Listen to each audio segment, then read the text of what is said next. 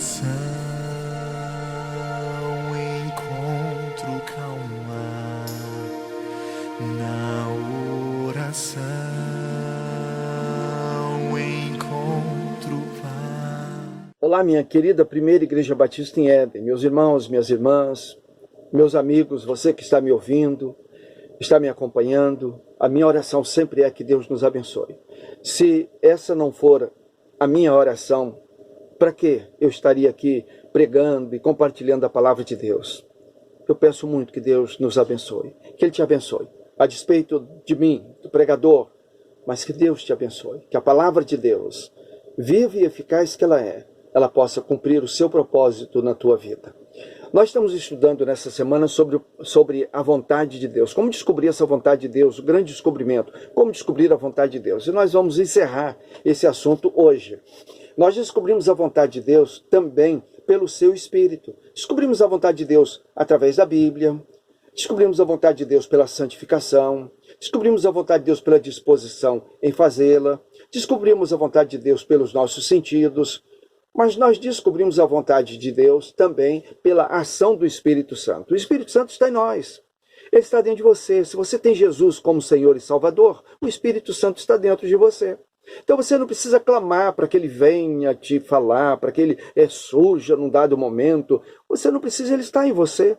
É só você conversar com ele, pedir a ele para que ele te esclareça, ele te mostre a palavra, a vontade de Deus.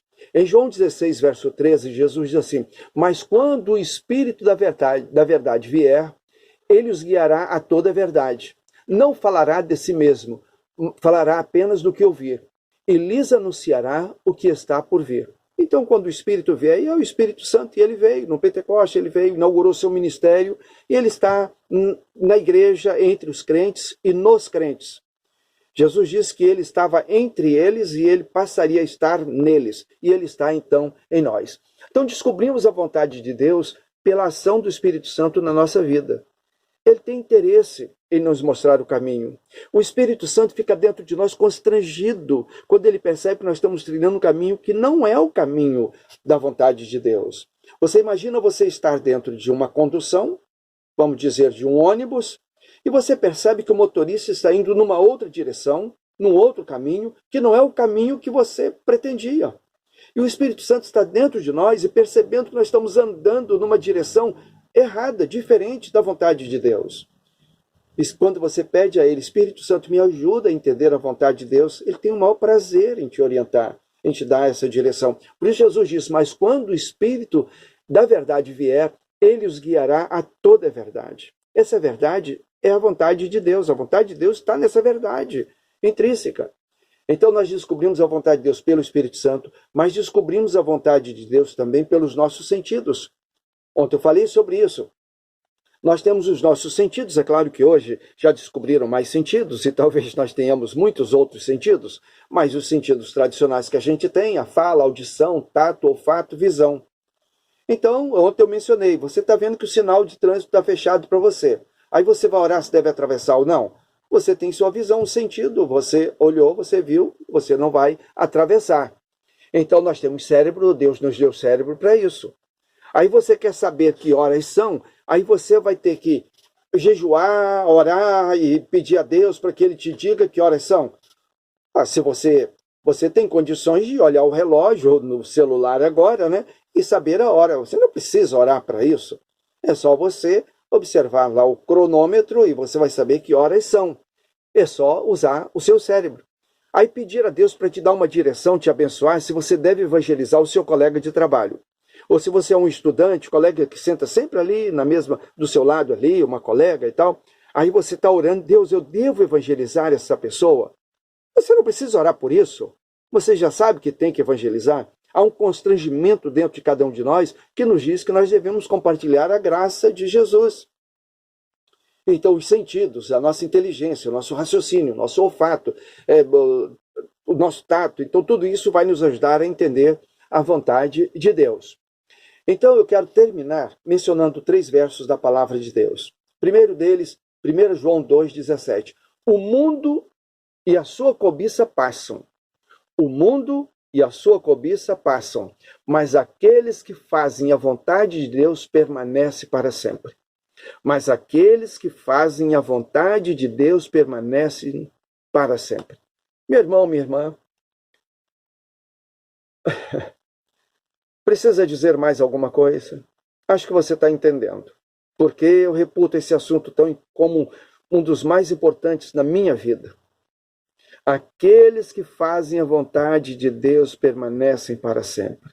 Se você não está fazendo a vontade de Deus, você está com os dias contados. Você não tem um futuro brilhante. As coisas podem se complicar para você.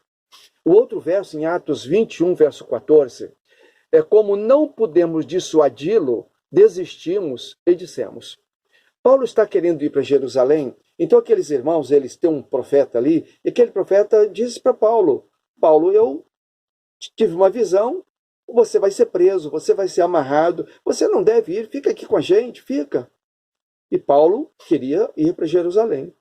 E diante daquela insistência, aquele profeta, ele teve uma visão clara do que iria acontecer com Paulo. Mas Paulo disse, essa é a vontade de Deus. E aí, veja, como não podemos dissuadi-lo, então eles não conseguiram dissuadir Paulo, desistimos e dissemos, seja feita a vontade de Deus.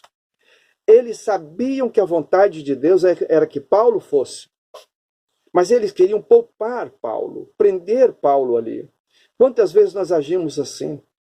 É um filho, é uma filha, você sabe que ele tem o caminho dele, tem o trilho da vida para seguir, talvez um casamento e tal, e nós ficamos estorvando, impedindo. Mas sabendo que é vontade de Deus que a vida siga e que o projeto de Deus seja efetivado. E então, quando eles perceberam isso, eles desistiram. E eles disseram, seja feita a vontade de Deus. Desistamos das nossas insistências. Desistamos, é o que o salmista diz, pare de trabalhar, pare de labutar, aquietai-vos e sabei que eu sou Deus. É hora de nós sairmos da frente e deixar Deus agir. Então eles desistiram e disseram, seja feita a vontade de Deus. O que é que está na sua vida te atrapalhando? Impedindo. E você está emperrado nisso aí, impedindo que a vontade de Deus seja feita. Então saia da frente e deixa Deus fazer a vontade dele. E o último verso é 1 João 5,14. Quando ele nos diz, e esta é a confiança que temos, ao nos aproximarmos de Deus, se pedirmos alguma coisa de acordo com a sua vontade, ele nos ouve. Então, se você pede alguma coisa segundo a vontade de Deus, ele te ouve. Então, é muito importante entendermos este assunto, a vontade de Deus. Quando você entende a vontade de Deus, você ora em cima, dentro da vontade de Deus, é claro que Deus vai te atender. Amém? Que Deus te abençoe. Deus te abençoe. Vamos orar. Pai querido, engrandecido seja o teu nome, glorificado seja o teu nome, exaltado seja o teu nome, pelo que o Senhor é grandioso, poderoso, amoroso, beneficente, gracioso. Ó Deus, muito obrigado. E obrigado também pelo que o Senhor tem feito para nós, por nós e em nós, Pai. Eu te agradeço por todos que estão aqui me ouvindo, me acompanhando. Eu peço a tua bênção sobre eles, a tua graça sobre eles, a tua misericórdia sobre eles, a tua proteção sobre eles. Sobre esses pais, essas mães, os filhos, suas casas. Guarde essas vidas, Pai. Supre-as de todas as necessidades que eles têm e poupe-os, Pai, desse Covid-19. Pai, livre-os dessa enfermidade. Guarde a nossa igreja, os membros da nossa igreja. Pai, guarde os anciãos da nossa igreja. Pai, guarde a nossa igreja, Pai, os diáconos da nossa igreja. Abençoe cada um, cada família deles, Pai. Guarde-os. Eu peço pelas faixas etárias, as crianças, juniores, adolescentes, jovens, adultos, os idosos, Pai. Guarde cada um, abençoe-os. Abençoe-os, que a tua bênção seja sobre cada um. Pai querido, e cuide da nossa pátria, Pai. Abençoe a nossa pátria querida, Pai. Eu peço a tua bênção sobre Brasília, Pai. Pai, eles não precisam, nós não precisamos, o Brasil não precisa de uma intervenção militar. O Brasil precisa de uma intervenção divina.